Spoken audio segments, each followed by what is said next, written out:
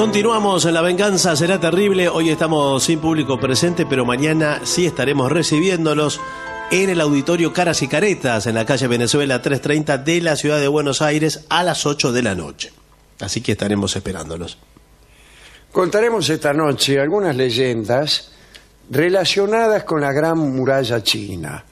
Hemos hablado ya de la construcción de la muralla, de aquel que la ordenó en principio, que fue el emperador Xi Huangdi.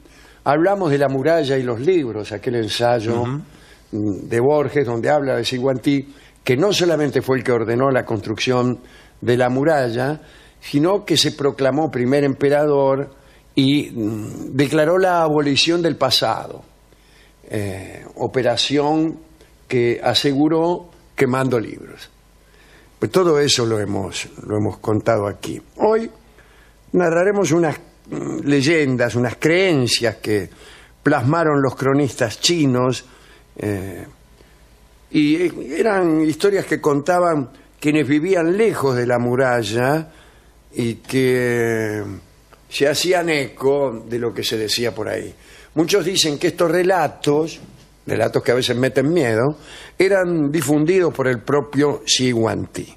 Se trata de la idea de una construcción más bien prodigiosa, legendaria, y detrás de la cual se esconden algunos datos ciertos de la historia, ¿no? Se dice que 1 millón de hombres murió en las obras de la muralla, que fue descrita como el cementerio más largo del mundo. De hecho, la siguiente leyenda hace mención a esa circunstancia. Se cuenta que cuando los hombres enfermaban y morían durante la construcción, se los enterraba en la muralla misma, y a menudo todavía vivos. Algunos eran machacados con la argamasa, como material humano de construcción. En la región de las estepas Ordos se ha dicho que algunos trabajadores, al ver a sus compañeros tratados de esa manera, se las ingeniaron para escapar. Vieron qué es lo que pasaba allí, se rajaron. Escaparon a unas montañas donde sobrevivieron hasta no hace mucho sus descendientes.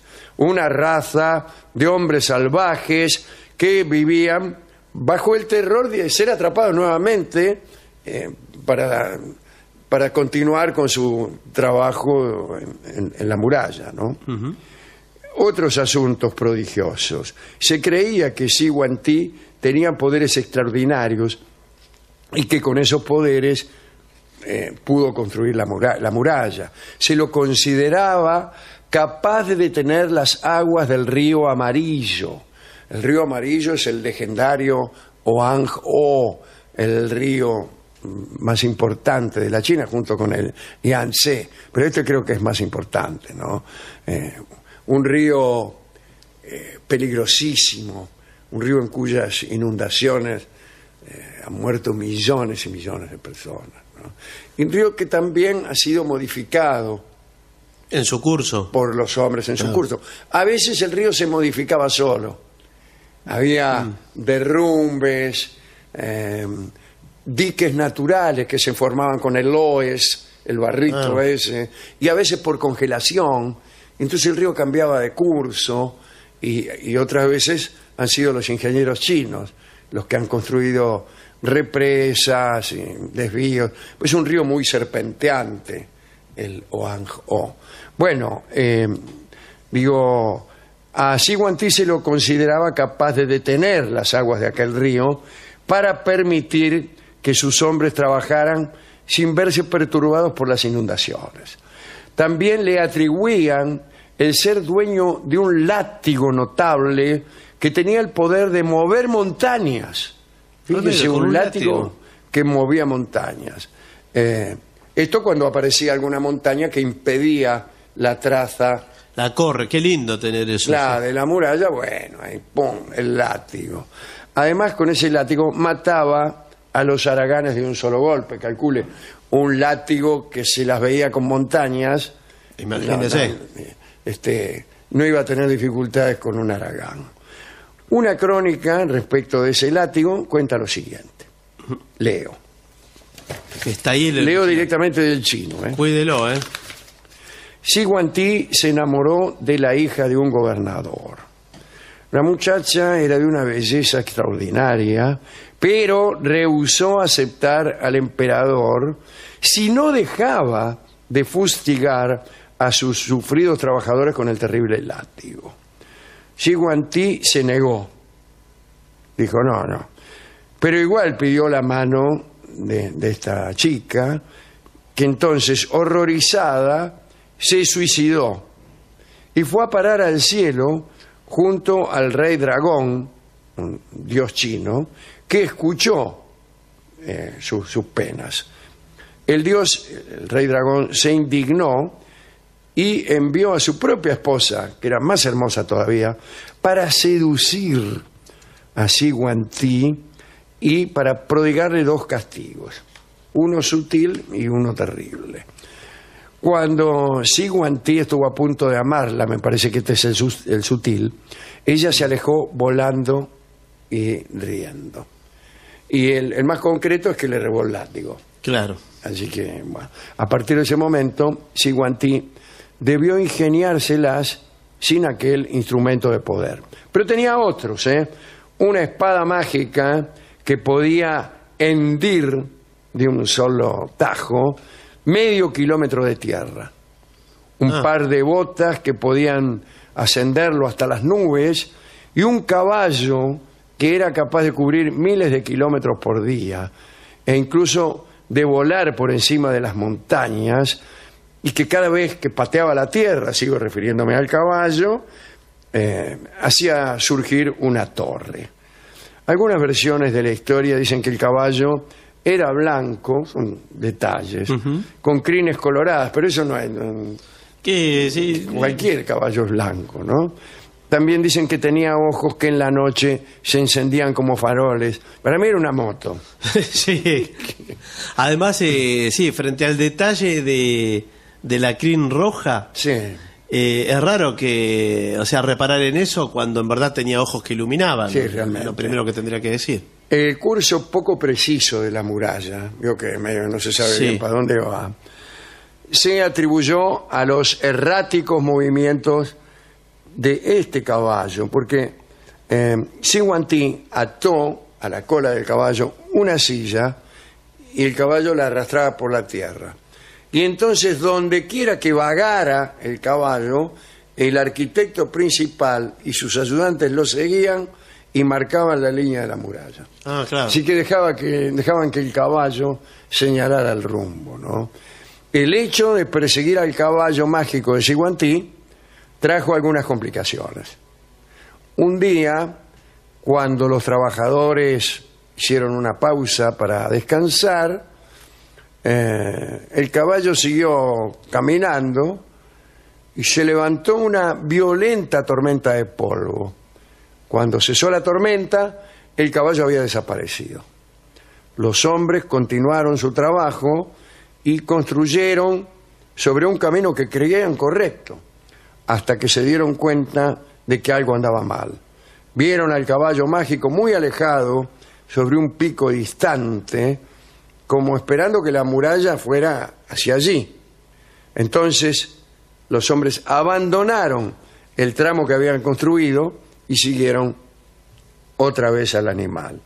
Eso, según los cronistas, explica por qué en un punto de la muralla hay como un ángulo, una especie de vía muerta que traza un ángulo respecto de la línea principal y que además termina de manera súbita. Mire usted. Mirá vos, ¿no? Además de un caballo mágico, Xi Guangti tenía un perro mágico que usaba para vigilar a los hombres de la muralla. Se lo conocía como el perro rojo del emperador. Tenía el tamaño de una vaca.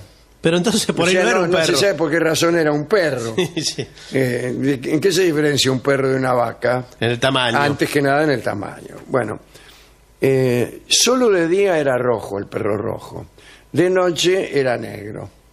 Sí, bueno, en verdad no lo veía. De noche todos los perros son pardos. Sí. pero bueno, tenía otras virtudes. Este perro hablaba, Hubiera empezado y por ahí. entendía cualquier lenguaje. No sé qué les hacía pensar que era un perro. Claro, hasta ahora Ahora no tiene ninguna característica. ni siquiera ladra. Ni el perro, ni el tamaño, ni el color, Nada. nada. Incluso habla, ¿no? Es que seguramente decía en todos los idiomas, soy un perro.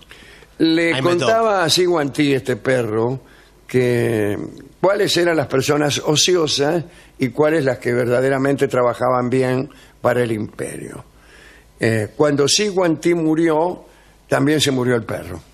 ¿Ah? Parece mentira, ¿no? Bueno, todo parece mentira. Sí. Para Creo que es terminar, mentira. contemos otra historia prodigiosa ligada a los malos tratos que padecieron los súbditos de Siguantí. Esta es la siguiente.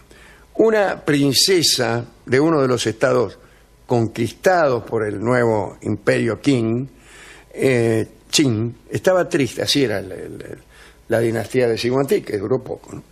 Estaba triste porque su esposo había sido enviado a trabajar a la muralla y allí murió y como tantos miles fue enterrado en las paredes.